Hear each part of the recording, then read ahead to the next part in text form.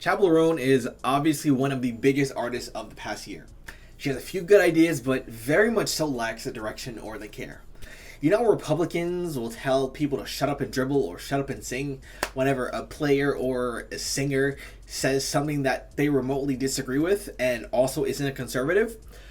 Like whenever the GOAT LeBron spoke about BLM, or whenever people were talking about that demon IDF soldier that manages to have worse acting than a fucking porn video. But I digress. The other day, she was on the Call Her Daddy podcast, which, I'll keep my opinions to myself on. I have my own thoughts on those, but that's for another time. And, before you comment something stupid like people usually do within literally the first 5 seconds, if I say anything about their favorite artist, just listen for 2 seconds. Yes, I did originally see the clip on TikTok. Yes, I did watch the podcast in its absolute entirety, even though it was painful. No, I do not hate Chappell Roan. Now, if you haven't seen the clip, which you probably haven't because my channel is pretty much just 18 to 30-year-old men somehow, I'll yap about it real quick. She said that she presents herself the way she does, and she thinks it's unfair that people ask her more, I'll say, advanced questions that other people wouldn't get asked. She then says that she's only 27 years old, not very informed politically, and it takes too much time to write, record, sing, manage a team, go on tour, deal with label meetings, eat, sleep, which she also said, and stay informed. You can't expect her to know it all, since obviously she's just a person. And now let's go on and define feminism. There are two types, of course, that we'll define.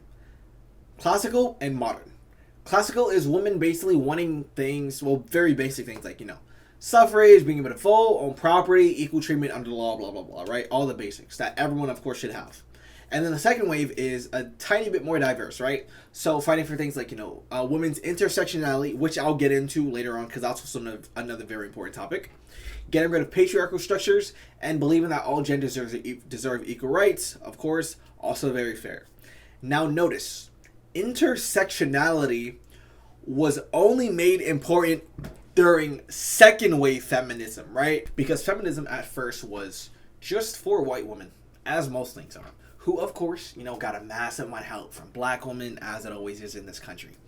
The other main part that I wanted to talk about was patriarchal structures, right? Which of course refers to men setting up the systems we have and dominate the world. And now that those are defined, let's talk about first wave feminism.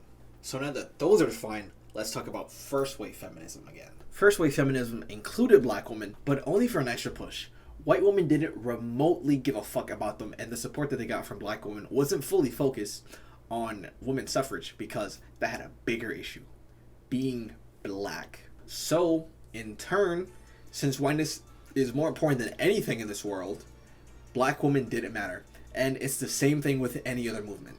Gay rights, along with trans rights, most importantly, black men and women helped, but whenever the time came for those same white people that they were helping out, then fighting beside, those white people scrapped them for the slightest crumb of opportunity from other white people. And on to my first point, which I also mentioned on TikTok, of course, link in the description. You wear drag makeup and dress the way you do and carry yourself the way you do, which is obviously much more of a left-leaning way to present yourself. Let's be real here. Not to say that conservatives aren't gay or anything else, because they obviously are. Why does Grindr apparently crash every time there's a fucking RNC going on? There's a reason. You'd expect someone like hasanabi to publicly go to a drag show and participate in like Pride Day or some other activity that's very left-leaning, or something else in supposed to fuck black people Carson or Morgan Wallen. Common sense was common, which it is not. It'd say that if your friend group is full of losers, you're a loser too. And if your girlfriend or boyfriend's friend group is full of hoes, they're a hoe too. The way you'd ask Tupac, J. Cole, Eminem, Wale, or Big Sean about the political and economic state of the world right now, you would ask the same shit to Ice Spice, Lil Pump, Laserdisc, or Netspin. If you market this self the way you want to lefties, people are going to view you as a lefty and treat you accordingly. She then goes into talking about how she's just a pop girly and she doesn't know how other artists find time to once again make music, record, do their videos, sleep, eat, all while staying politically informed, while once again playing the victim card, saying that everyone expects her to know everything about everything and include all different types of people in her speech whenever they should be mentioned. Kind of sort of like infantilization, like people do to women and women do to themselves as far as relationships at least, and expecting the average man to pay for your lifestyle when you're both struggling, broke as fuck, and living paycheck to paycheck. Nobody fucking said that or acted like she had to know everything. Now, granted, some lefties act like one person's major cause is more important than others, right? Obviously that's wrong, but it does say something that there's that many big issues that need to be fixed and aren't being addressed, that our government is never going to. But like I said, that's what I like to call the white woman victim card. If you don't know what the white woman victim card is, it's when a white woman, no matter what the situation is or what they did, will find a way to make themselves the victim no matter what. They shot your family pet of 15 years, then shit on your hand and slapped your geriatric vegetable grandma with it. It wasn't my fault. I was just having a bad day. She R. Kelly's your grandpa in his sleep? Sorry, don't blame me. He told me to do it when I was sleeping.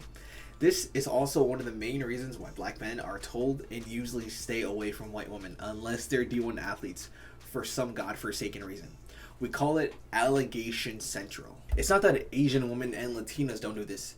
It's mainly an issue with a white woman, which obviously goes back to slavery days, which everything does, where they would lie and say that a black man essayed them so they could get him hung and have no guilt for sleeping with him, even though it was consensual sometimes, not all the time. Usually the white woman kind of forcing him to. Because she did something stupid and idiotic that she knows was wrong, she automatically has to deflect and pin it to everyone else to deny accountability. Ignore the fact that she's literally a 27-year-old woman in a first world country. Make her maybe 16 years old and it would kind of be okay-ish, right? Even then you should still be kind of informed. But brother, pushing 30 and not being politically aware is not a flex.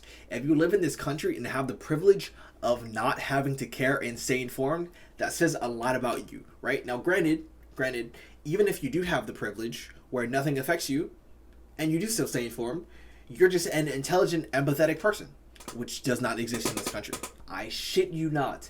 All it takes is to have a mildly unbiased app like Yahoo News downloaded. I would say Apple News, but you know, they kind of donated a bunch of money to Trump, so they're pretty much just Trump meat writers, just shaboing him all day, and then just tickling his sack from the back while they're slurping him up.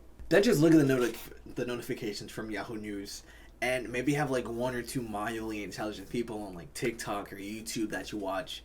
Maybe watch a quick video from them, maybe handful of times a week. Videos are maybe like 5 to 10 minutes each. It's not a hard thing to do. She's aware of everything going on in the fucking music industry. She spoke about it at the music awards ceremony that was going on, and said she put $50,000 down to hear her constituents in the music industry getting benefits like healthcare, which is obviously important, right?